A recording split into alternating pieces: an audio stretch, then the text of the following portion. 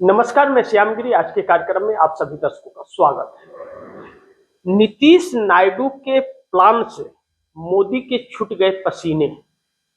38 सांसद हो गए एकजुट एक ऐसे महत्वपूर्ण बिंदु पर जो इस वक्त एनडीए गठबंधन के अंदर सब कुछ ठीक ठाक तो नहीं है, क्योंकि इस वक्त मोदी सरकार के अंदर जो एक भूचाल सी परिस्थिति है उसके जिम्मेदार भी मोदी और शाह ही हैं।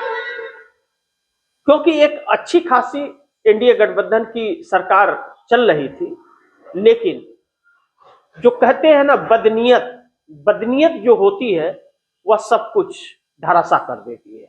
और इस वक्त मोदी सरकार के अंदर यही है।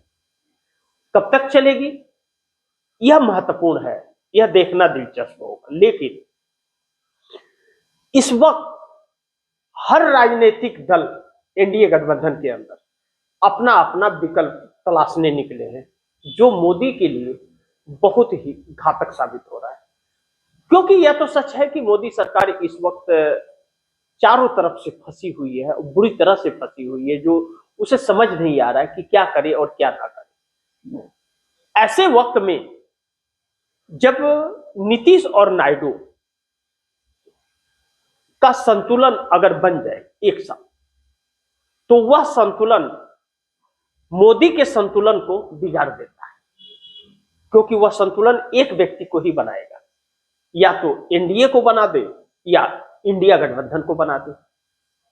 तो एनडीए गठबंधन में रह करके और मोदी के खिलाफ संतुलन बनाने का प्रयास जब वो विकल्प की बात आ जाए तो फिर चिंता की बात है।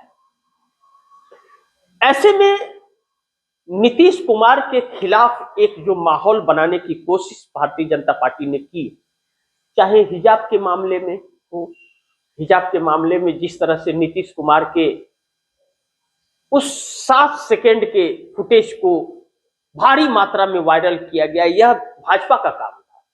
उसने उसे प्रमोट किया, उसके ऊपर टीवी चैनलों पर डिबेट कराया।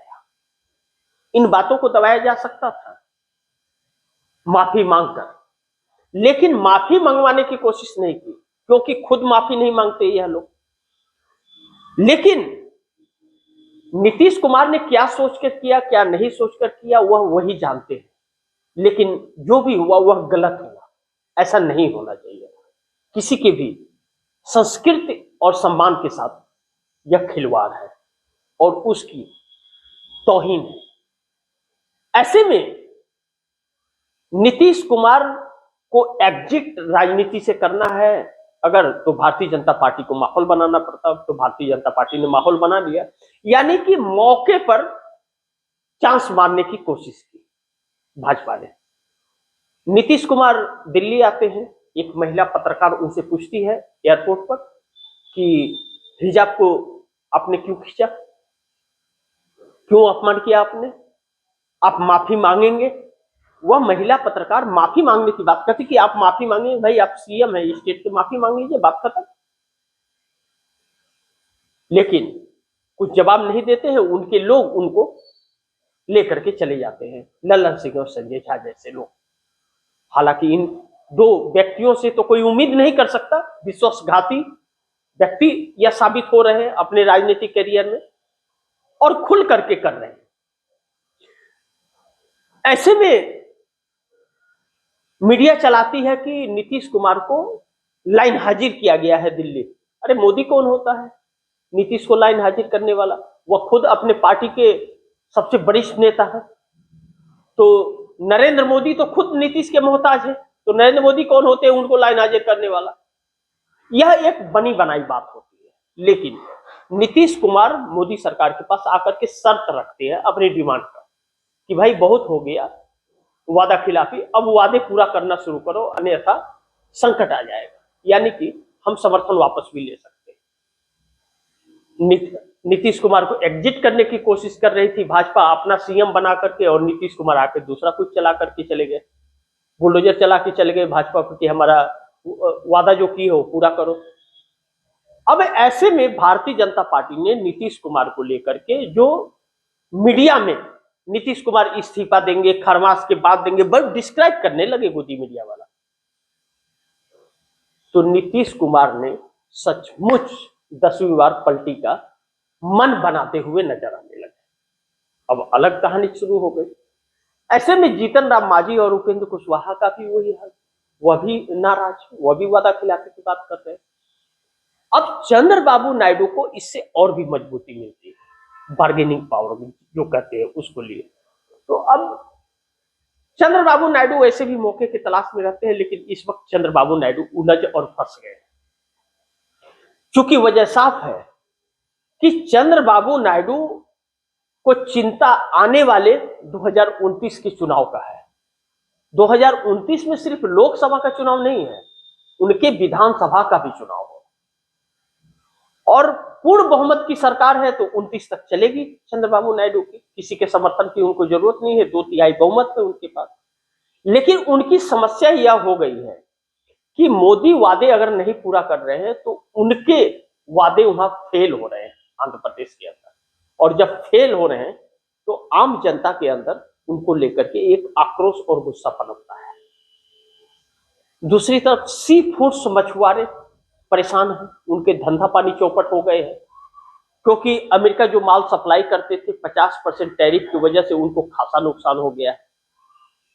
25,000 करोड़ रुपए के रेवेन्यू का भी नुकसान चंद्रबाबू नायडू गवर्नमेंट को है सी फूड्स मछुआरों से, अगर कारोबार नहीं होता है तो।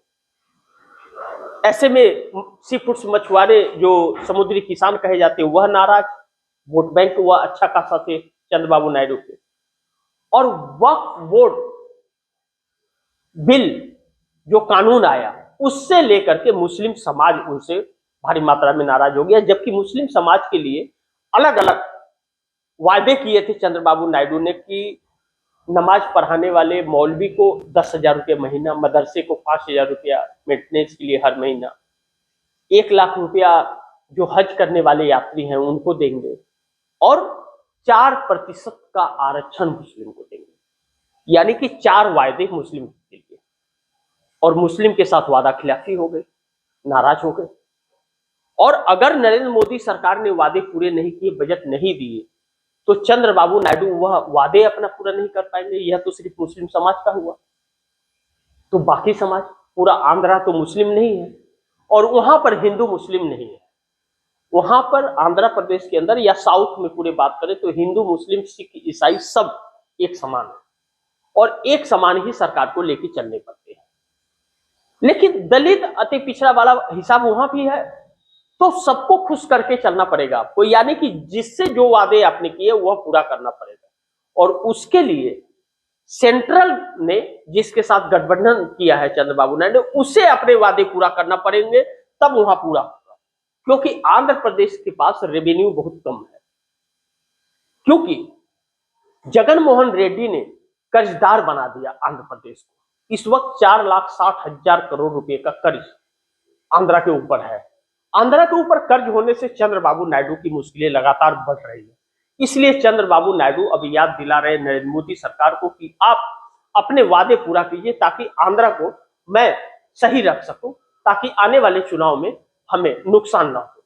और नरेंद्र मोदी चंद्रबाबू नायडू से नजदीकियां कम करके चंद्रबाबू नायडू वाईएसआर जगन मोहन रेड्डी से नजदीकियां लगातार बढ़ाते जा रहे हैं, जो चंद्रबाबू नायडू के लिए मुश्किलें पैदा कर सकता है। वाईएसआर जगन मोहन रेड्डी चंद्रबाबू नायडू के आंध्र प्रदेश के अंदर मुख्य विपक्षी पार्टी है, और पिछली बार 19 से 24 वाईएसआर जगन मोहन रेड्डी के साथ समर्थन था, सहमति था, एकमत था, गठबंधन था नरेंद्र मोदी सरकार का। और अब चंद्रबाबू नायडू के साथ है, क्योंकि जगन मोहन रेड्डी का वजूद नहीं बचा है। ऐसे में नरेंद्र मोदी द्वारा किया जा रहा विश्वासघात चंद्रबाबू नायडू के लिए आने वाले चुनाव में बड़ी मुश्किलें पैदा कर सकता है। इसलिए चंद्रबाबू नायडू अब कह रहे हैं कि हमारे वादे पूरा करो, अन्यथा हमें समर्थन वापस लेना पड़ेगा। यह पहली बार नहीं होगा। 2018 में भी चंद्रबाबू नायडू ने मोदी से समर्थन वापस लिया था, क्योंकि उस वक्त मोदी सरकार के पास पूर्ण बहुमत थी, तो दिक्कत नहीं हुई, समर्थन वापस ले लिए। तो वजह आंध्र प्रदेश को विशेष राज्य का दर्जा। लेकिन 10 सालों से नरेंद्र मोदी ने आंध्र प्रदेश के साथ धोखा किया, चाहे वह जगन मोहन रेड्डी के साथ और चाहे चंद्रबाबू नायडू के साथ। मोदी वक्त पर गठबंधन बदलते रहते हैं आंध्र प्रदेश के अंदर, लेकिन वादे पूरे नहीं करते। जब वादा पूरा करने का प्रेशर पड़ता है तो गठबंधन बदल देते हैं। इस वक्त चूंकि चंद्रबाबू नायडू एक तुर्क के इक्का है मोदी सरकार के, वह अगर पलटी हुए तो सारी बाजी हाथ से निकल जाएगी। इसलिए नरेंद्र मोदी संकट में आ गए, क्योंकि वाईएसआर जगनमोहन रेड्डी के पास सांसद है नहीं और वह मोदी सरकार को बचा नहीं सकते। आने वाले वक्त में 29 के चुनाव में क्या होगा यह वक्त बताएगा, लेकिन इस वक्त चंद्रबाबू नायडू ने अगर समर्थन वापस ले लिया तो मोदी सरकार गिर जाएगी। और चंद्रबाबू नायडू यह सोच रहे हैं कि जब तुर्क का इक्का हमारे हाथ में है तो मोदी सरकार से सारे वादे पूरा करा लूं, ताकि 2029 में हमारा जो जनता के प्रति जो जनता का रुझान हमारी तरफ से वह बना रहे, हमारी सत्ता फिर आने की उम्मीद रहे। लेकिन नरेंद्र मोदी इस वादे को पूरा नहीं कर रहे और हर सहयोगी दलों को धोखा ही दे रहे। ऐसे में सहयोगी दल नरेंद्र मोदी से पीछा छुड़ाते हुए नजर आ रहे हैं, जो नरेंद्र मोदी के लिए आने वाले वक्त में बहुत मुश्किलें पैदा करने वाला है, इस बात से इनकार नहीं कर सकते। बाकी ऐसे में नीतीश और चंद्रबाबू नायडू की जुगलबंदी अगर हो जा रही है तो वह नरेंद्र मोदी के लिए कितना घातक हो रही है, सोचिए। इस वक्त कहा यह जा रहा है कि 38 सांसद तकरीबन एकजुट हो गए हैं, यह वक्त बताएगा। लेकिन नरेंद्र मोदी की सरकार को तलवार की नोक पर नीतीश और नायडू की जुगलबंदी ने ला करके खड़ा कर दिया है। सबसे महत्वपूर्ण बिंदु यह है, और इसे छिपाने के लिए मोदी अलग अलग हथकंडे, अलग अलग हेडलाइनें चलवा रहे हैं। लेकिन चलाने से क्या होता, अंदर बेचैनियां कितनी है भारतीय जनता पार्टी के अंदर। भारतीय जनता पार्टी के 50 नेता ब्राह्मण समाज से उत्तर प्रदेश के डिप्टी सीएम ब्रजेश पाठक की अगुवाई में बैठक करते हैं योगी सरकार के खिलाफ कि हमारे साथ अन्याय हो रहा है, हमें सम्मान नहीं मिल रहा है, हमारा हक नहीं मिल रहा है। और इंडिया गठबंधन के समाजवादी पार्टी के शिवपाल यादव उन्हें ऑफर देते हैं कि आइए हमारे पास, हम आपको सम्मान भी देंगे और हक भी देंगे। सोचिए कि भाजपा में ही भाजपा की खिलाफत हो रही है तो कितनी संकट और मुश्किलों में आकर के सरकार घिर गई है। ऐसे में बड़ी महत्वपूर्ण होगा कि कब तक यह सरकार चल पाती है, यह देखना बड़ी महत्वपूर्ण है। लेकिन अब मोदी सरकार तलवार की नोक पे है, इस बात से इनकार नहीं किया जा सकता। बाकी आप दर्शकों की क्या राय है, क्या सुझाव है, कमेंट बॉक्स में जरूर दीजिएगा। इस खबर को ज्यादा से ज्यादा शेयर कीजिएगा, अपने दोस्तों को भी कहिएगा आगे शेयर करें। आपने अगर चैनल को सब्सक्राइब नहीं किया, सब्सक्राइब कर लीजिए, अपने दोस्तों को भी कहिएगा चैनल को सब्सक्राइब करें। मिलते हैं अगली खबर के साथ, तब तक के लिए नमस्कार।